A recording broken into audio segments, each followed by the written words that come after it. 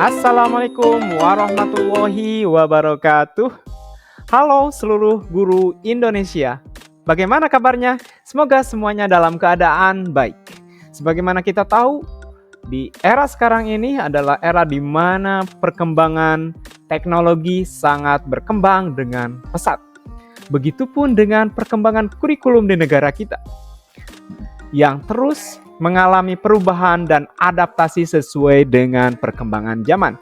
Di sini saya akan mengupas tuntas kenapa kurikulum kita terus mengalami perubahan dari mulai KTSP misalkan, terus kurikulum 13 dan sekarang kita memasuki kurikulum Merdeka Belajar atau kurikulum Merdeka ya.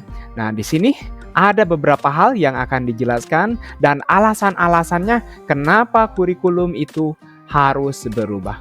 Oke, mari kita mulai. Oke, yang pertama, apa sih yang dimaksud dengan kurikulum? Kurikulum merupakan panduan pembelajaran pada satuan pendidikan, di mana dapat dimaknai sebagai titik awal sampai titik akhir dari pengalaman belajar peserta didik. Kurikulum itu kompleks dan multidimensi. Kurikulum dapat diibaratkan sebagai jantung pendidikan. Fungsi kurikulum bagi pendidikan adalah untuk memandu dalam proses pembelajaran peserta didik. Nah, adapun untuk komponennya yaitu menurut Ralph Tyler ada tujuan, ada konten, ada metode dan evaluasi. Jadi kita harus paham dulu nih bahwa kurikulum itu adalah jantung pendidikan. Jadi kalau satu sekolah tidak memiliki kurikulum, maka itu sekolahnya akan semeraut, tidak teratur dan tidak tahu apa yang harus dikerjakan. Sedangkan di sini dijelaskan bahwa yang namanya kurikulum itu adalah panduan pembelajaran pada satuan pendidikan. Jadi setiap sekolah itu pasti memiliki kurikulum. Nah, yang dijadikan acuan, yang dijadikan panduan untuk para pendidiknya. Jadi semua mengacu ke kurikulum tersebut. Jadi perannya itu sangat-sangatlah penting dalam sebuah sekolah. Nah, kurikulum ada beberapa, termasuk ada kurikulum lokal yang dibuat oleh Kemdikbudristek misalnya, atau ada kurikulum internasional. Kalau dalam bahasa Inggris contohnya ada kurikulum dari Cambridge misalkan. Itu adalah kurikulum yang bisa diterapkan di sekolah. Oke, nah selanjutnya apa pentingnya perubahan kurikulum? Nah, kenapa sih kurikulum itu harus terus berubah? Nah, dan kenapa itu sangat penting untuk berubah? Yaitu untuk menyesuaikan dengan kebutuhan peserta didik dan perkembangan zaman. Kurikulum yang baik adalah kurikulum yang sesuai dengan zamannya dan terus dikembangkan atau diadaptasi sesuai dengan konteks dan karakteristik peserta didik demi membangun kompetensi sesuai dengan kebutuhan mereka kini dan masa depan. Jadi ini garis besarnya.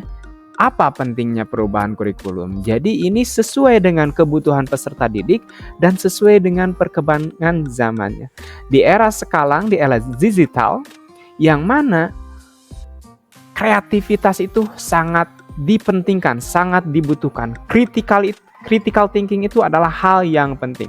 Misalkan gini, banyak sekali sekarang beredar platform media sosial yang dimana apabila salah seorang siswa, baik itu misalkan jenjang SD, SMP atau SMA, tidak memiliki critical thinking yang tinggi, barangkali akan memasukkan semua informasi yang mereka dapatkan. Itu salah satu contohnya. Contoh lain lagi, misalkan kreativitas. Anak-anak yang memiliki kreativitas tinggi, mereka cenderung untuk bisa menghasilkan dan namanya bisa melejit misalkan dengan mudah karena mereka memiliki kreativitas. Tidak hanya anak-anak, orang dewasa pun begitu, guru pun begitu. Orang-orang yang tidak memiliki kreativitas cenderung mereka untuk tertinggal, tidak bisa dipakai lagi. Seperti itu, dan itu kenyataan. Nah, kenapa kurikulum harus terus berubah? Ini menyesuaikan dengan keadaan zaman dan kebutuhan peserta didik. Nah, selanjutnya, mengapa kurikulum harus berubah? Kurikulum ya memang harus berubah. Mengapa? Tentu saja untuk menjawab tantangan zaman. Kurikulum tidak dapat dipergunakan dalam satu waktu terus-menerus karena dunia terus berubah. Maka dunia pendidikan sebagai pilar utama dalam membangun dan mendidik generasi harus pula turut berubah. Kurikulum harus selalu berubah agar sesuai dengan perkembangan zaman. Selain itu, kurikulum juga harus mempertimbangkan kebutuhan belajar murid. Oke, jadi alasan utamanya barangkali bisa kita bandingkan di era 90-an sama era sekarang itu jauh berbeda sekali. Di era tahun 90-an kita belum terlalu mengenal adanya misalkan internet atau media sosial, belum ada. Bahkan untuk sumber belajar juga hanya didapatkan dari guru dan buku di tahun 90-an. Nah, sekarang di zaman sekarang siswa bisa dengan mudah mereka mendapatkan ilmu yang mereka inginkan, yang mereka mau pelajari, mau itu di internet, media sosial, dan lain-lain. Itu bisa dengan mudah, asalkan ada kemauan dan keinginan. Jadi itu dua perbedaan yang berbeda, dua perbedaan yang sangat-sangat jauh sekali.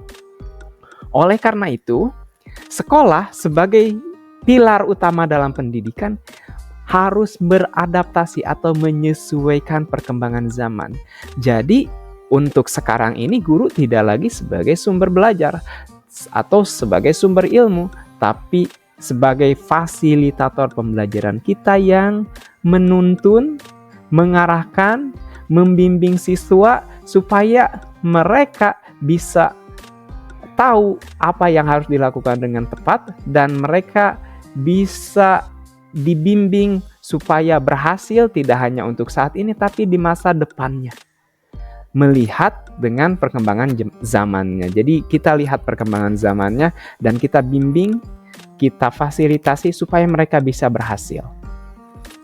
Oke, selanjutnya. Jadi, dapatkah kurikulum berubah? Kurikulum operasional satuan pendidikan harus bersifat dinamis. Artinya dapat diubah sesuai perubahan dan perkembangan budaya dan zaman. Selain mengikuti zaman yang sudah diadaptasi sesuai lingkungan geografis. Kurikulum bersifat dinamis dan terus dikembangkan atau diadaptasi sesuai konteks dan kebutuhan peserta didik untuk membangun kompetensi sesuai masa kini dan masa yang akan datang. Nah, jadi yang namanya kurikulum itu harus bersifat dinamis dan juga yang tidak kalah pentingnya harus menyesuaikan dengan letak geografisnya. Nah, misalkan gini contohnya. Akan ada perbedaan karakter, akan ada perbedaan pola pikir antara siswa di perkotaan dan siswa yang di perkampungan misalkan. Yang mana di perkampungan umumnya misalkan orang tuanya adalah petani, mereka cenderung untuk berpikir bahwa sekolah itu hanyalah sekolah untuk mendapatkan ijazah, tapi beda dengan anak-anak yang di kota yang mana orang tuanya sudah lebih maju dan mereka sudah tahu apa yang harus dilakukan untuk anaknya supaya mereka berhasil di masa yang akan datang. Nah, di sana peran sekolahlah yang membuka, membimbing, memberitahu bahwa pendidikan itu tidak hanya untuk saat ini, bisa menunjang karir masa depan mereka, kesuksesan masa depan mereka. Jadi itulah kenapa kurikulum itu harus berubah dan harus dapat berubah dan bersifat dinamis. Dan harus menyesuaikan dengan lingkungan geografis. Barangkali walaupun misalkan di perkampungan ada perbedaan antara sekolah yang di area pertanian dengan yang ada di pinggir pantai. Pasti ada perbedaan. Nah, oleh karena itu kegiatan pembelajarannya pun harus ada perbedaan. Seperti itu, harus menyesuaikan dengan letak geografis dan lingkungannya. Oke, selanjutnya bagaimana untuk mewujudkannya? Bagaimana sih supaya kita bisa merubah atau memperbaiki atau meningkatkan ke arah yang lebih baik kurikulum itu? Nah, caranya seluruh komponen masyarakat, yaitu orang tua, masyarakat, Dan sekolah harus menempatkan kebutuhan, pendapat, pengalaman, hasil belajar serta kepentingan peserta didik sebagai pengembang kurikulum karena kurikulum dirancang untuk kebutuhan peserta didik. Jadi ini semua harus terlibat. Karena bisa jadi guru itu tidak memahami keadaan sekitar, lingkungan sekitar. Apa sih misalkan yang populer, apa sih yang pekerjaan yang umum ada di masyarakat misalkan. Nah, yang lebih tahu itu otomatis masyarakat itu sendiri. Atau misalkan kebiasaan siswa di suatu lingkungan. Bisa jadi kalau di sebuah lingkungan misalkan banyak pesantren, otomatis anak-anaknya itu banyak yang pergi ke pesantren. Misalkan sore hari, di malam hari. Nah, oleh karena itu ketika kita memahami keadaan peserta didik kita, kita akan dengan mudah menyesuaikan kurikulum yang disusun. Begitupun dengan masyarakat, ya, lingkungan. Jadi kita harus paham juga tidak hanya kita mengobservasi, tapi kita tahu langsung dari orang-orang yang sudah lama tinggal di satu lingkungan tersebut atau di dalam wilayah geografis tertentu.